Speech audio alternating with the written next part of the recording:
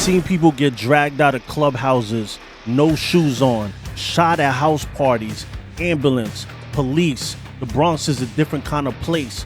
But why? Whether it be motorcycle clubs or in the streets, there are unwritten rules, even in my life, I've had to answer to.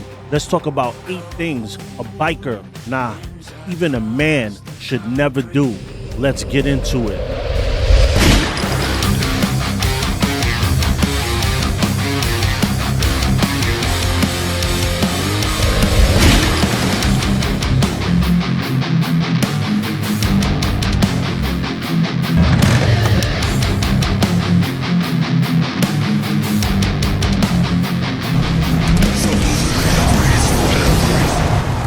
Big shout to the ghosts and the ghost sets. Welcome to Demons Row TV, the holy grail of MC culture, where we cover everything motorcycle and motorcycle club involved. I'm Sos the Ghost. I'm your host for the evening. Let's get right into it. Number 1, put patches on your vest you're not sure of. If you're a biker and you see patches you like but have no idea what they represent, I would stay away from them. I'm not saying all patches are problems, but some you might think are okay will lead to major problems. If you're ordering anything online, be even more careful, because this day and age, you could literally get anything. You could order Big 4 Outlaw Motorcycle Club's vests online. The Pagans, the Hells Angels, the Mongols, Vago, it doesn't matter what club it is, they're online. I don't know how these sites do this, but they do it, and it's up there. Here's a little list of a couple to stay from. The 1% Diamond, any SS patches, any territory patches, and that includes bottom rockers and side rockers, and the 13 Diamond. There are others depending where you live, but those are some of the major ones that'll keep you out of some issues. Number 2, never let anyone ride your motorcycle. When I first started to learn how to ride, I had a Star Striker, a really nice cruiser. Not Harley level, but it was a good beginner bike. It was good to me. But one thing I'll say is I had a time where I had no car, only that bike. And on the East Coast, sometimes we get bad snow. As you know, that Star Striker, I would dust the snow off of it and it would fire right up. Now I have a Harley Davidson Softail Slim. Love my bike. But if it snows, or forget snow, if it's cold, the bike won't even start most of the time. I have to jump it. But anyway, I was new to riding, and I got the bike to get into the motorcycle club I was in at the time. I was in an auto club and transferred over to the MC. There was a big party coming up, and I had to work that day. It was a new job, so I couldn't make it, and they understood it wasn't an issue. The president at the time says I should let the sergeant ride the bike because his was in the shop. My first question was, what happened to his bike? Like, why doesn't he have a bike? He said it's old and it needs some maintenance. Something fell off. Always go with your gut. But these were good people, so they got me to say okay.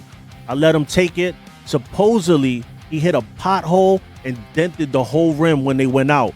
This is a brand new bike. I just had it probably a couple of weeks. So now I want to kill somebody that I had nothing but love for. Never let anyone ride your motorcycle. Number 3. Don't just let anyone work on your bike. You can't just let anyone work on your bike. I've seen brothers in motorcycle clubs let non-mechanics put ape hangers on their motorcycle. This is how you control the bike. This is a dangerous thing to do. I remember a brother one time on the highway, because Harley charges an arm and a leg, basically he let a drug addict put his ape hangers on his bike. One day we're on the highway and his ape hangers are basically like falling into his lap.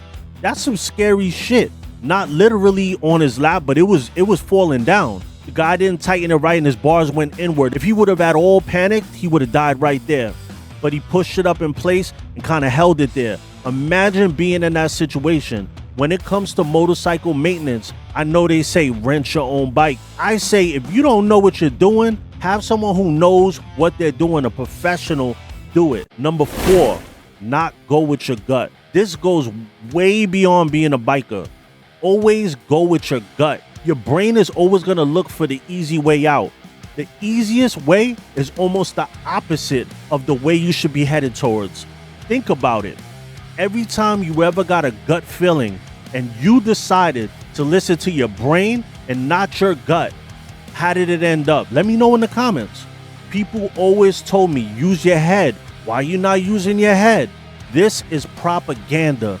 Use your gut. I've made a million mistakes in my life, but my gut is 1000-0. If you don't know what your gut feeling is, that's that first honest thought that you get that pops in your head before you weigh out your options. It's that first feeling that you get, that vibe. Let's say you're on a motorcycle and you're speeding, getting close to the light, and you know you should be shifting down. What does your gut tell you? Go with it. If you meet a girl and you really like her, everything is great, but your gut is telling you something is not right with this girl, listen to your gut, not your brain. Your gut. Your gut is your animal instinct, a gift from God. If a club member or a friend gives you a bad gut feeling, even if nothing bad has happened yet, my friend, it can and it will. Go with your gut. Your gut will not lie to you. That person will backstab you, will do something that puts you in a jam. Number 5, touch an MC member's patches. You never want to touch or question an MC member about his patches. You don't know what he had to do to earn that patch. And in effect, you're asking him about club business. Even if you're friendly with him, don't cross that line. And if he's close, definitely wait till he's not around his club to ask. Ask him on your own time.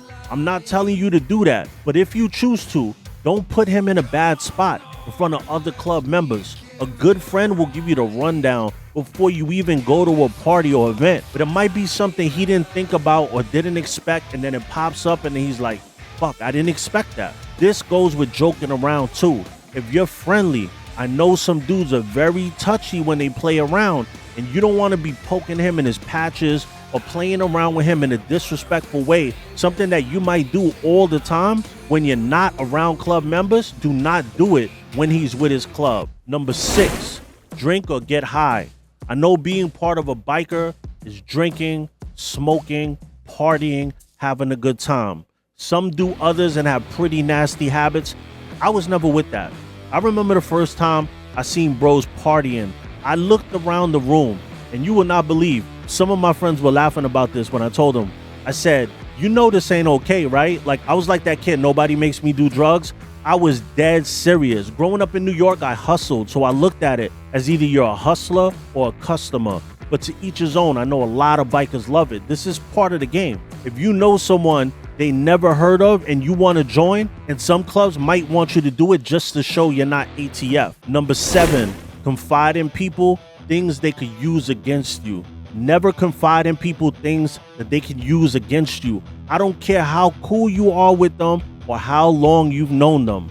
In the 48 laws of power, law 4, always say less than necessary. These people will use it against you. If you say less and they have less to use against you, I've been through it and I've done it myself and got backstabbed 8 million times. For instance, your girl, you love her, you tell her everything.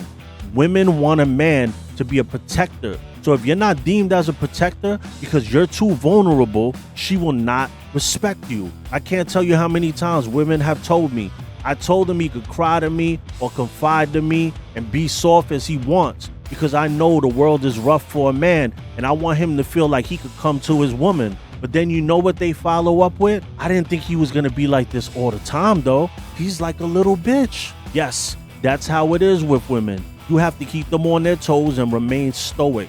Talk to your boys or your family about stuff and be careful what you tell them too. Women will judge you or use it against you. Think about it like this.